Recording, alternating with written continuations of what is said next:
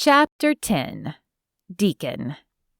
Deacon waited for Shonda to answer, and when she didn't, he asked again. "Shonda, how old is he?" She swallowed audibly, and her eyes wouldn't quite meet his. "He's 8. 8. Deacon did the math in his head, and then he sank back into the couch. He was glad he was already sitting, or he might have collapsed on the floor. His gut felt like it was reeling from a well-placed sucker punch. Is he mine? He couldn't be. It wasn't possible. But the math didn't lie.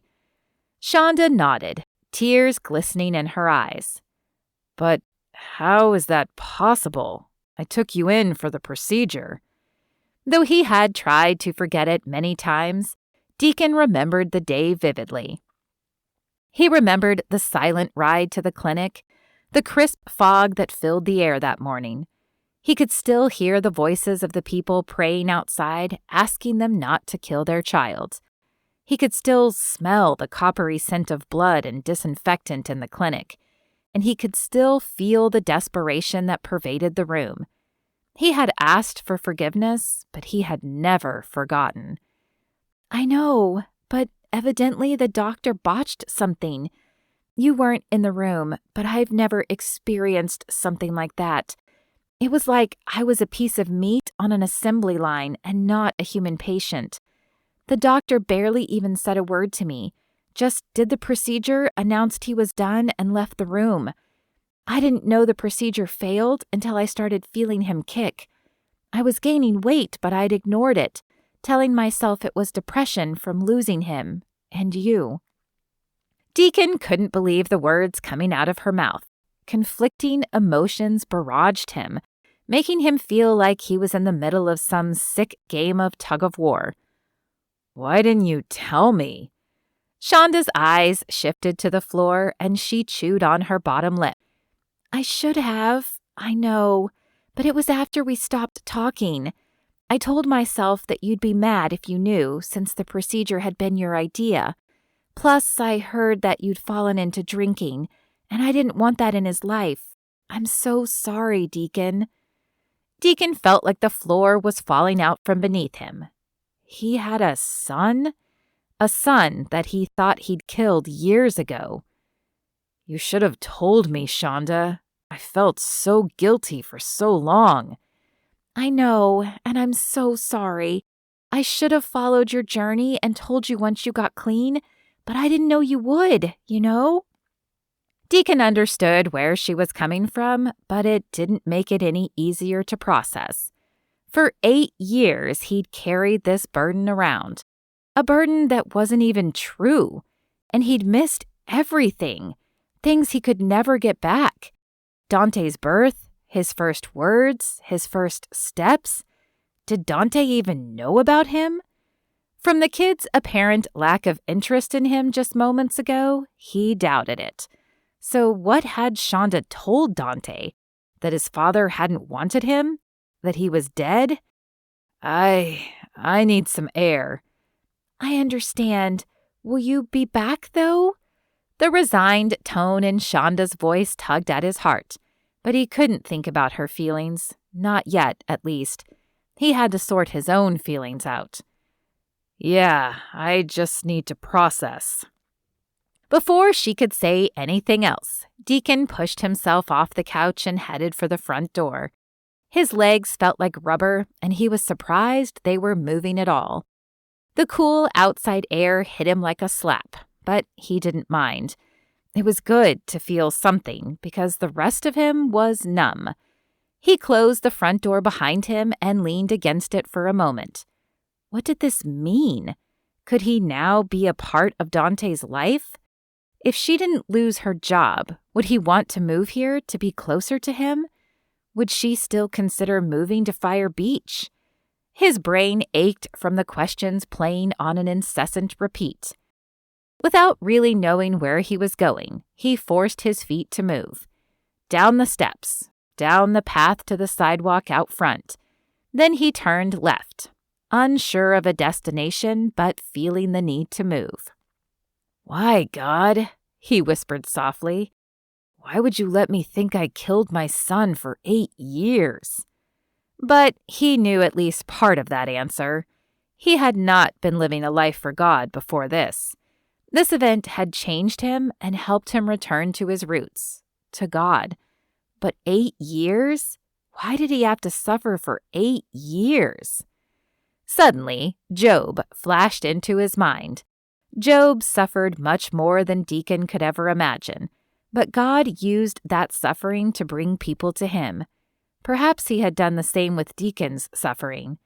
Maybe he wouldn't have been such a light if he hadn't been so broken, if he hadn't walked so long in the darkness. Too often, people focused only on their story and forgot that God was dealing with a much bigger story up above. Still, it was hard. All the firsts that a father should get to see, he'd missed, and it hurt.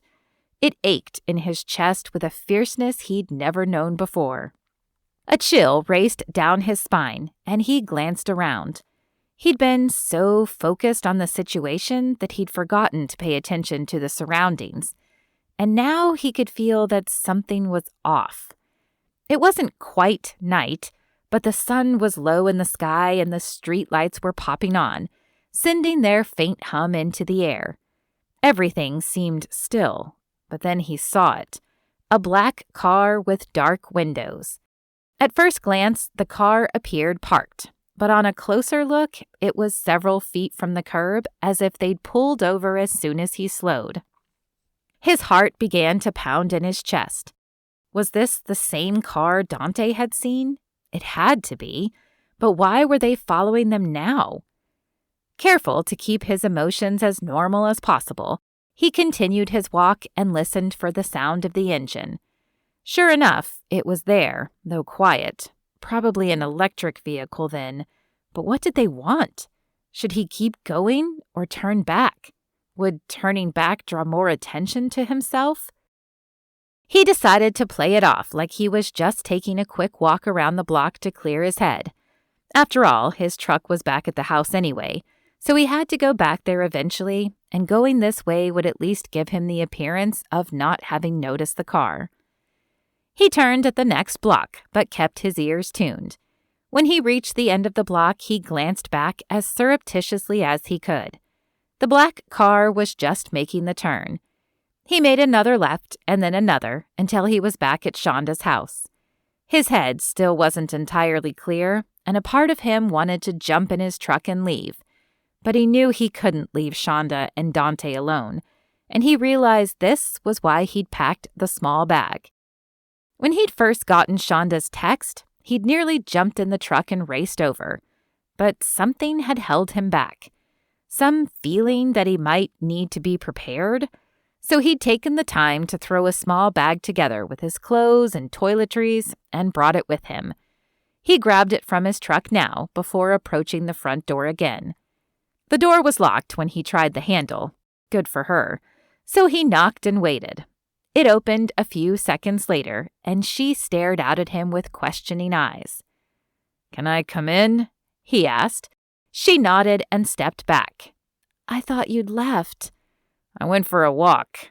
He shut the door behind him and then peeked out the window. "I was going to go back to my hotel room, but a black car decided to follow me. Have you noticed it before?" Shonda shook her head, her eyes wide with fear. "No. Do you think it's the same car Dante saw?" "I can't say for sure, but my gut says yes." Shonda sank into the couch. "Are we too late then? Should we call the police?" Deacon didn't know the answer to that question. He dropped his bag to the floor and sat beside her. "I don't know. They haven't done anything besides observe yet, so we might be okay, but I think you and Dante should pack a bag just in case." She nodded slowly. "How did you know to pack one?" "I don't know. God, I guess. It was a feeling I got at the hotel when I got your text, so I brought it with me tonight. I guess I'm glad I did, because I wouldn't feel comfortable leaving you two alone. Are you okay if I stay?" Shonda grabbed his hands, and Deacon tried to ignore the feelings that surged through him. "Yes, please stay. I don't want to be alone here. I know you can't do much, but I feel safer having you here." Deacon nodded. He felt better being here as well. Plus, it would give him more time to get to know Dante. He glanced toward the hall that Dante had disappeared down. "Does he know about me?" Shonda shook her head and let go of his hands. "No, but I'll tell him, I promise. Just give me time." "What did you tell him about his father?" "The truth, mostly.